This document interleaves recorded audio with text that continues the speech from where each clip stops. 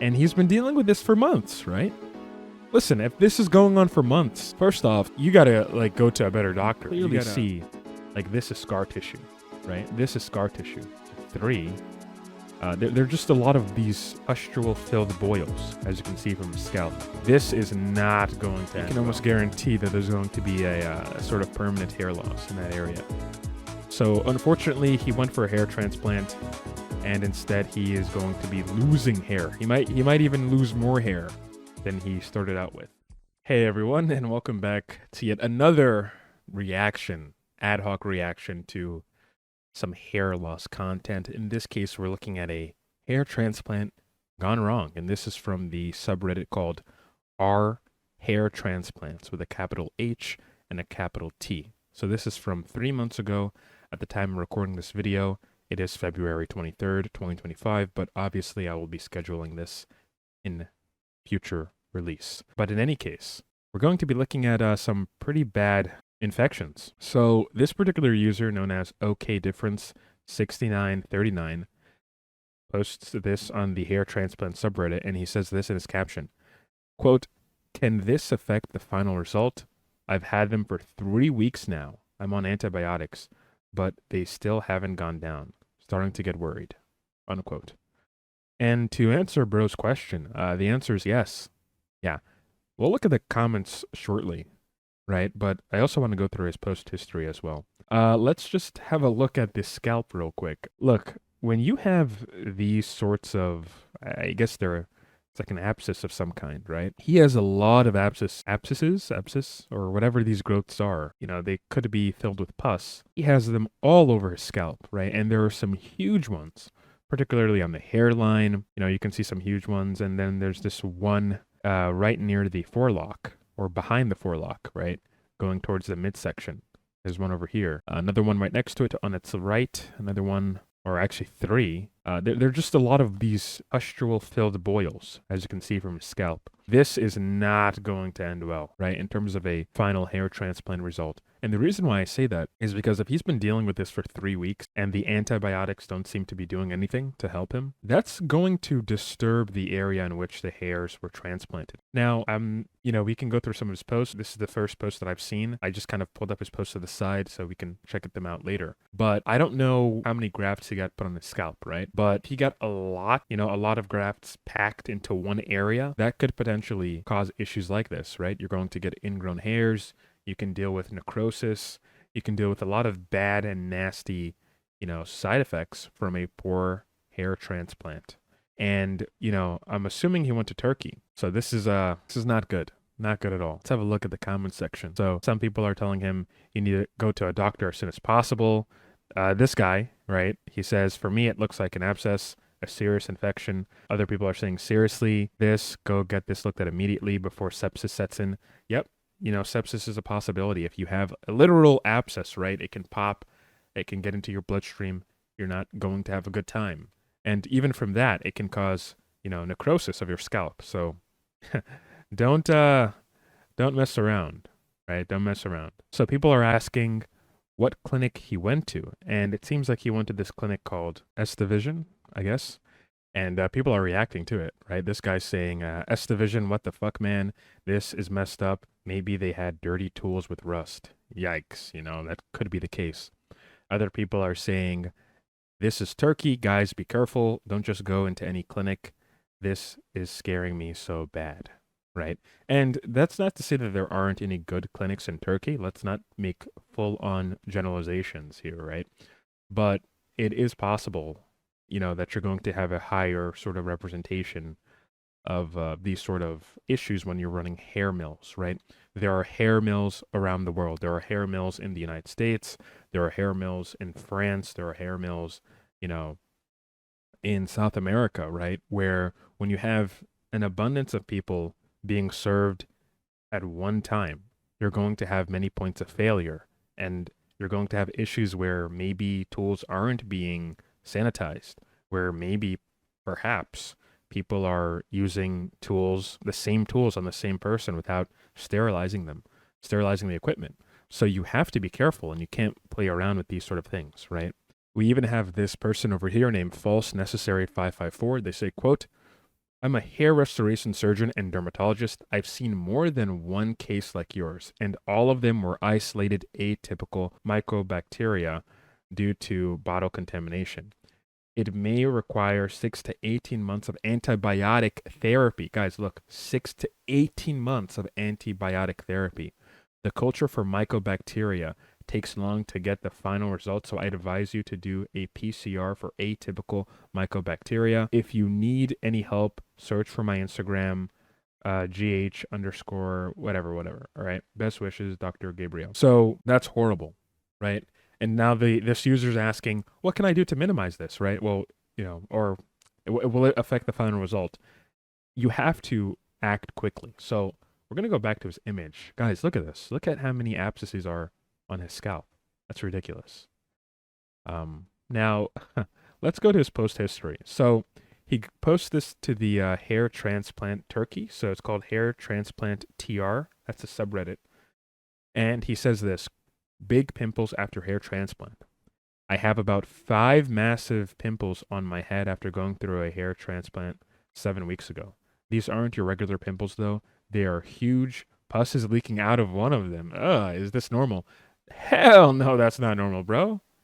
If pus is coming out of your scalp and you have huge abscesses on your scalp, no, my friend, that is not normal. Christ. In any case, let's go on to another post that he made. Will hair grow after severe infection? Guys, if you're looking at the screen, I'm sorry, I just jump scared you, but this is going to be disgusting. And I want you guys to look if you can. Like, before we even read the description, right? We can clearly see that there are areas where the pus, pimples are, where hair isn't growing from them, right? So the guy says this, right? I was struck with a severe infection called Mycobacterium a month post-op. I'm now 2.5 months in. I had many abscesses on the scalp and very worried now that I will have bald spots. I'm still on heavy antibiotics through IV. Has anyone ever had anything remotely close to this? And if yes, did hair grow back in the affected area? Sorry for laughing, guys, but I think the answer is no, right? If you look at pictures of like folliculitis, Decalvans outbreaks, especially very severe ones, it's very, very hard for there to be any sort of recovery. I interviewed one person on my HairStacks podcast where he was able to deal with his folliculitis, Decalvans, and he was also able to get a substantial recovery by acting very quickly. But from this sort of issue that this OP is dealing with, this guy named OK Difference 6939, I'm sorry, but I don't think he's going to get any sort of hair recovery here. And it's, oh God, this is, whoa. Like, let's have a look at that real quick. Guys. Look at this. You can see the pus, and you can, oh man. There's areas where there's kind of like tuft hairs forming a bit. When that happens, you can almost guarantee that there's going to be a sort of permanent hair loss in that area. So unfortunately, he went for a hair transplant, and instead he is going to be losing hair. He might even lose more hair than he started out with, which is a tragedy. Let's look at more pictures, right? Look at this. Oh God, you can clearly see the lesions and the abscesses, just like, these boils of pus just raising and elevating his scalp, right? Like, look at this. And he's been dealing with this for months, right? Listen, if this is going on for months, first off, you gotta like go to a better doctor. You gotta get some like injections of, some sort of antibiotic serum right to the area or something like that. Because the longer this goes on, not even from a hair follicle preservation standpoint, but from a health standpoint, the longer you have this sort of, bacterium, having a family reunion in your scalp, the worse this shit's going to get. I'm amazed. He's been sitting around for this long. He's gone to the doctor, but this is horrible. Look at this. Christ. Look at that. Man, it's blurry. This picture's blurry, but still, you can clearly see this situation is not good at all. Like, he's asking if this is permanent hair loss. Yeah, it is, right? If you can clearly see in the areas where you have this sort of, pus-filled boil, right? Pus-filled boil, these abscesses. In those areas, there's no hair growth. Of course, it's permanent hair loss, right? It's so inflamed. You're starting to see some tufted hairs in the area. It's just not going to grow. And finally, like this picture over here, this is like disgusting as fuck. Like, look at this shit. Like, come on, bro. I guess look at this. It has a smiley face too, right? Look at that. Huh. Fucking hell, man. Holy shite. Oh god. So what do you guys think? Is this going to grow back? No, it's not. Like, if you go back to the original, like, so this, as you can see, right, this recent photo over here, right, is, sorry, the last photo in the camera roll is his, I want to say, probably days after the procedure, rather. So it has gotten, I guess you can say, marginally better to some extent over here. I mean, this isn't a very favorable view to show what's actually going on, but it looks like it got better, right? It looks like it got a tiny bit better. But nevertheless, it's still there, right? And I can only imagine how much pain he's going through. So, what's the moral of the story here, right? Look, there's always going to be a possibility of an infection after a surgery of some kind, whether it's minimally invasive or moderately invasive or just straight up, surgery as we think of it being very invasive. There's always a risk of infection. However, you can kind of mitigate that risk and potentially how severe that risk is going to be by making sure the clinic you're going to isn't doing any sort of weird practices. First off, you want to make sure that there's some sort of, you know, kind of a health oversight from the government or local governments over there. You want to make sure that it isn't a hair mill where they have tons of people all getting the same procedure in the same facility in the same day where there's like limited staff. That is a recipe for disaster. You're going to have sort of mess ups. You're going to have sloppy, you know, physicians and aides and hair transplant techs who mess up, who possibly are using contaminated tools or non sterile tools to perform on you. And it increases your odds of getting, this crazy ass bacterium having a family reunion in your scalp and destroying your hair follicles in the process. So just don't go to a hair mill and, take your time and research the place you're going to go get your hair transplant. People try to do, these cost cutting things. And I understand that, right? You want to, you want to save money. You don't want to blow up your bank account with this sort of procedure. But at the same time, you want to make sure you're not just looking at the price, right? You want to look at the quality of care and the transplant overall. You want to see the history, the complaints. You want to do your due diligence on the place you're going to. Because if you don't, you're going to mess up and end up like this guy. Like, come on, man. Like, Rick, look at this.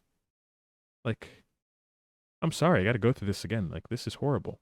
It is getting a tad bit better now that I see it, Some of the areas where the pus was is kind of dying down, as you can see. But if I have to, estimate this too, right? You can clearly see, like, this is scar tissue, right? This is scar tissue. This is like pretty much going to be scar tissue. This is scar tissue. There's a lot of like scar tissue that's forming, and that's primarily because of the abscess, the abscesses, something like that. Yeah, abscesses. In any case, I do consultation services. It's going to be in the description below if you need any help, trying to come up with some sort of treatment plan where you can talk to your doctor about it, maybe going through the literature, trying to find some sort of solutions. Again, I'm not a doctor, but I can help you try to look through the literature, give my opinions on certain things, and you can have a more informed conversation with your doctor. But yeah, when it comes to hair transplants, don't go to a place like this, guys. But thanks for watching this video, and I hope to see you in the next one. Peace out.